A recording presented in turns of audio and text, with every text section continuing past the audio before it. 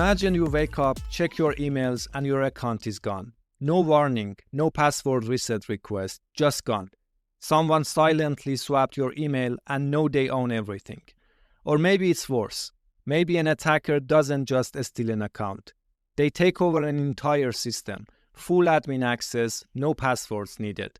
One flaw, total control. But what if an attacker didn't need credentials at all? Didn't need Wi-Fi, didn't even need internet access?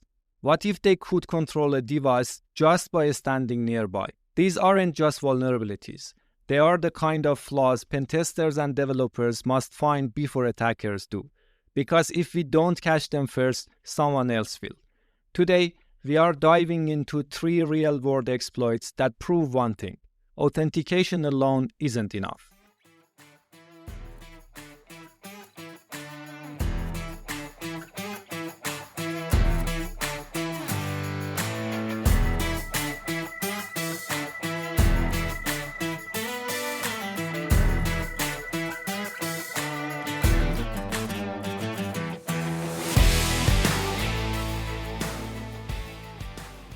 Imagine you wake up, check your emails, and see a notification. Someone just took over your online store. You didn't reset your password.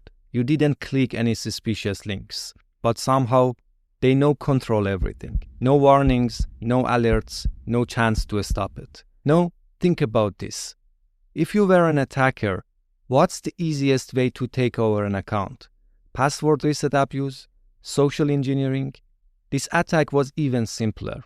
And the scariest part, they didn't hack your account. They just swapped your email address and the system let them. That's exactly what IMG Not Found reported on HackerOne platform, a critical security flaw in a shopping platform's account management system that allowed an attacker to take over an account without even confirming the email change. No phishing, no brute force. Just pure exploitation of a broken account linking process. Everything looked normal at first. The platform had a staff management system where users could log in, manage stores, and perform actions. If an employee needed to update their email, the system was supposed to verify ownership, usually by sending a confirmation link to the original email before making any changes. But there was one major flaw. The system didn't require confirmation from the original email before linking accounts. With the right approach, an attacker could silently replace the email on any account, locking the real owner out without them even knowing. This wasn't about exploiting a bug. This was about exploiting logic. The system wasn't broken. It was designed this way. The attacker started by creating a fake development store using the partner dashboard. That's a normal feature. Partners can create test stores for development. But here's where things got interesting. During the store creation process, they noticed something strange. The email field was read-only and users weren't supposed to change it. But instead of accepting that, they did what every good pentester does. They intercepted the request using Burp Suite and modified the email field before it was sent to the server. They changed it to an email address they controlled, sent the request, and the system accepted it. No verification, no questions asked. The system sent them a verification email. They clicked the link and their account was now fully verified. At this point, they weren't inside anyone else's account yet. But this had just unlocked the second part of the attack. Now that they had a verified account, they added point of sale as a sales channel, which gave them access to the staff management system. Inside the staff settings, they found a page to update their own staff profile. And then they found it, a hidden email field. They intercepted the request, replaced their own email with the victim's email, and sent the modified request. They refreshed the page, and just like that, the system prompted them to create a new account, but this time for the victim's store. No password reset, no email confirmation, no way for the real owner to stop it. And the worst part, the victim had no idea it even happened. At this point, the attacker had full control over the victim's store. But there was one last step to make the takeover permanent. They went into the newly linked account settings, change the email back to one they controlled, and no, even if the victim tried to reset their password, they were completely locked out. No recovery, no warning, just gone.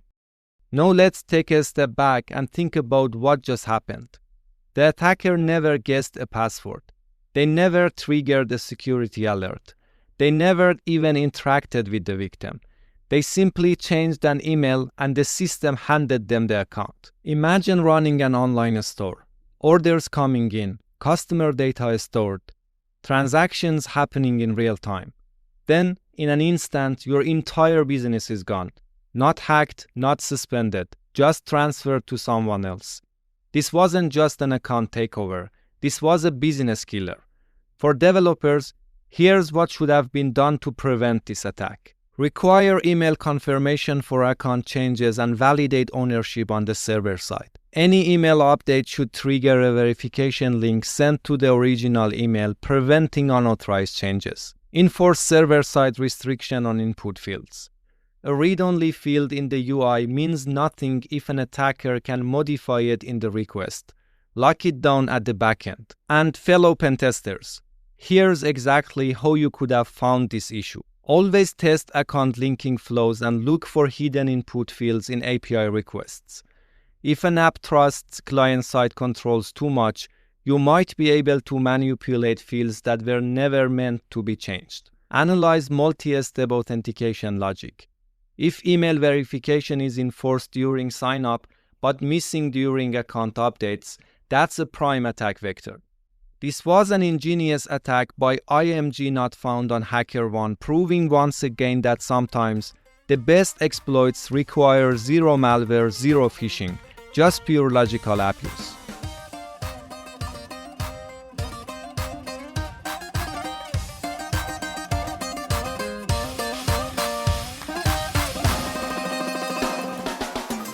Taking over an account by swapping an email, that's bad, as we already discussed in Finding One. But what if I told you the next attack we are about to discuss doesn't just bypass authentication?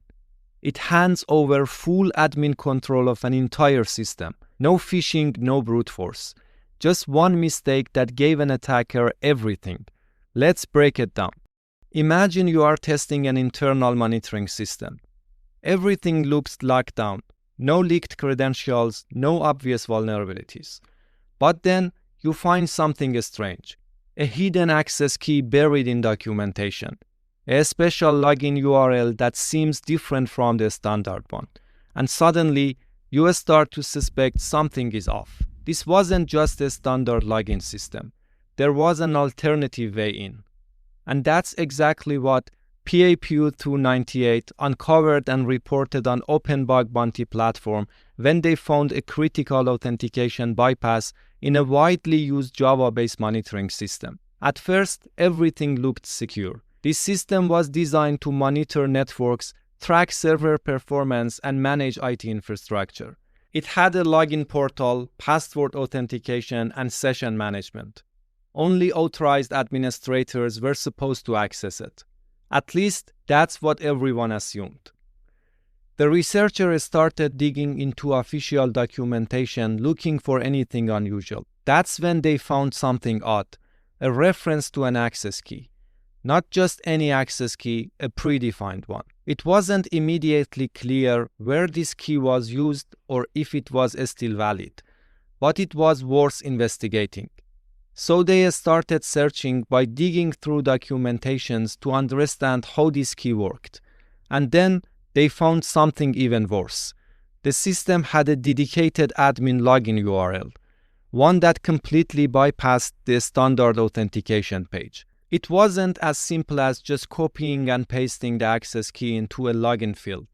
It required understanding how the system expected authentication requests.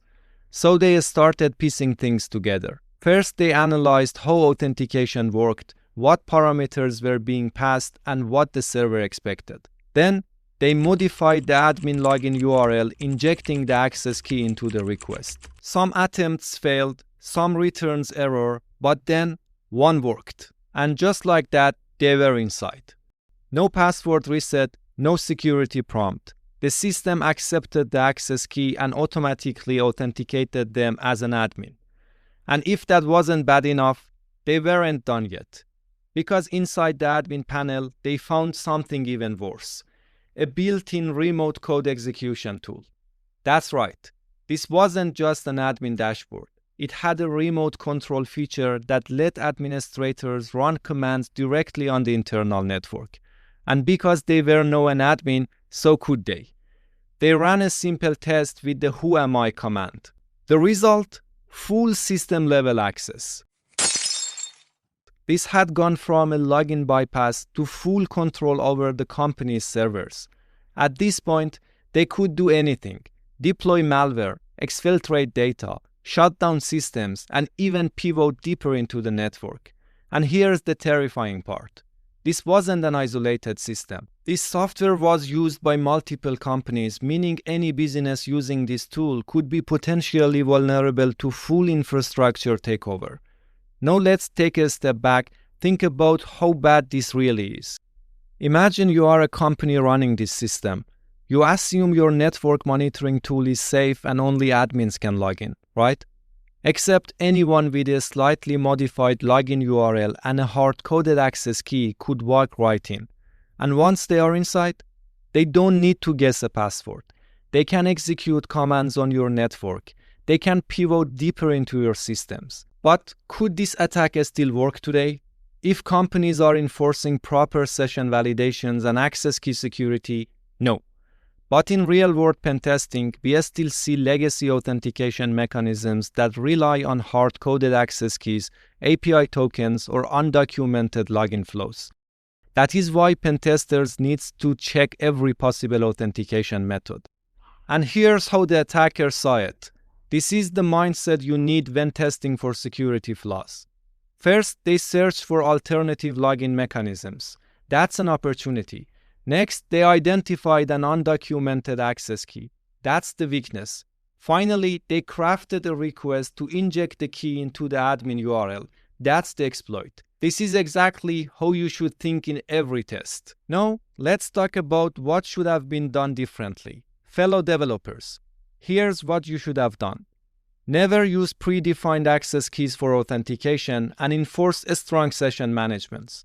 If a user skips the login page, their session should be denied. Disable hard-coded credentials in documentation. Authentication mechanisms should never rely on static access keys. And fellow pentesters, here's exactly how you could have found this issue. Always check for alternative authentication flows. If an application has multiple login mechanisms, test all of them. Test for hard-coded access keys. Look for credentials buried in documentation, environment variables, or configuration files. This was an incredible finding, proving once again that sometimes the simplest authentication flaws lead to full system compromise.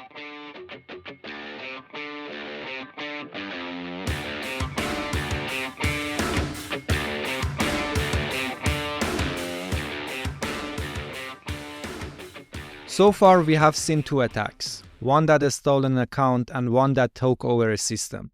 But here's a thought. What if an attacker didn't need credentials, didn't need Wi-Fi, didn't even need internet access? What if they could control a device just by standing nearby? Imagine you install a smart switch in your home. It's compact, modern, fully automated. You can control it remotely and monitor power usage. Even set automation scripts to trigger actions. You assume it is secure. After all, it requires authentication, a username, a password, and a hashed authentication tokens. Except, I just turned your lights on and off and you didn't even notice. No login, no credentials. Just a Bluetooth request that shouldn't have been possible. That's exactly what Victor Hanna, Director of Exploit Security, discovered when he uncovered a critical authentication bypass in a 4-channel smart switch. This ingenious attack is contributed to our podcast by Victor as part of our community contribution program. Now, before we break this down, think about it. If you were testing a smart device, what's the most unexpected way to bypass authentication? Would you try brute forcing the login? Would you intercept API requests and manipulate parameters? Or would you dig deeper looking for a hidden entry point that no one ever notices, just like what Victor did? Let's break down exactly how he uncovered it. At first, everything looked secure. This smart switch was built for both home automation and industrial control, offering multiple ways to connect. Wi-Fi, Ethernet, and Bluetooth Low Energy (BLE), which is a lightweight wireless communication protocol designed for low-power devices like smart home equipment. Most users control the switch through a mobile app, which sends secure HTTP requests to manage its functions.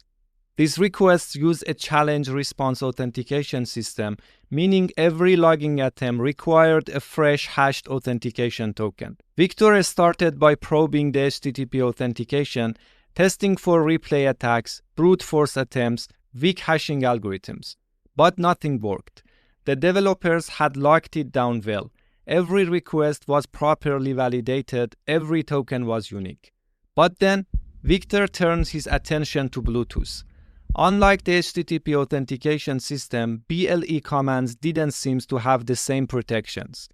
Victor analyzed the device's BLE stack, the internal software responsible for handling Bluetooth communications, and noticed something strange.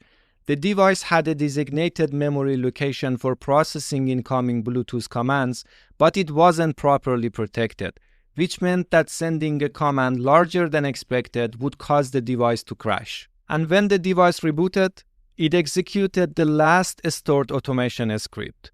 Now, here's where things get interesting.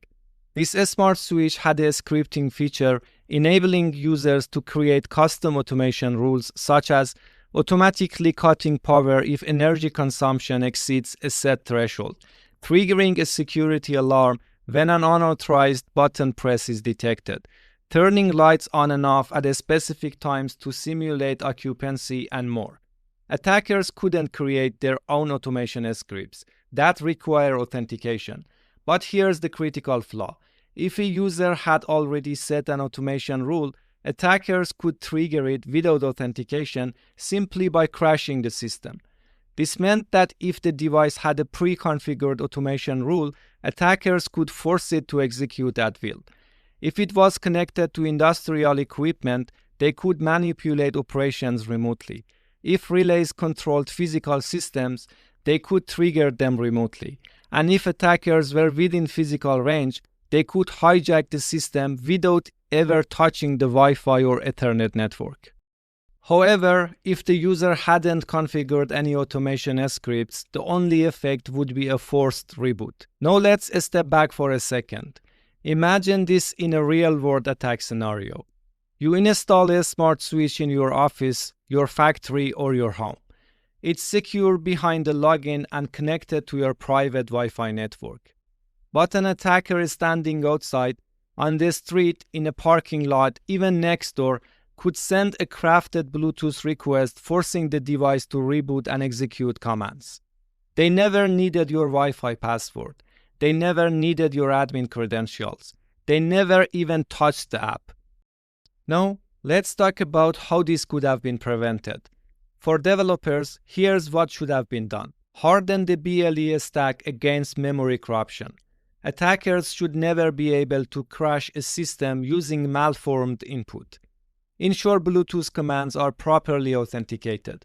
No action should execute without verifying the user. Disable scripting features by default. If automation is necessary, require explicit authentication before execution. And for pentesters, here's exactly how you could have found this issue. Always test multiple communication methods. If HTTP authentication is strong, check BLE, MQTT, ZigBee, WebSockets, or other interfaces. Investigate memory handling and reboot behavior. Many IoT devices fail to properly validate memory operations, leading to out-of-bounds reads, crashes, and potential exploits. Also analyze reboot behavior, as devices may reset to an insecure state, exposing new attack vectors. And test for chained attacks. A single flaw might seem small, but when combined with another feature like automation scripting, it can become a serious security risk. Victor and the team at Exploit Security, thank you for submitting this finding, and to everyone else who has shared their discoveries through our Google form. We see you and we appreciate you. We will be featuring at least one listener-submitted finding in every episode. So if you have uncovered an interesting exploit or have an unconventional pen test story to share, send it in. You will find the Google form link in the description.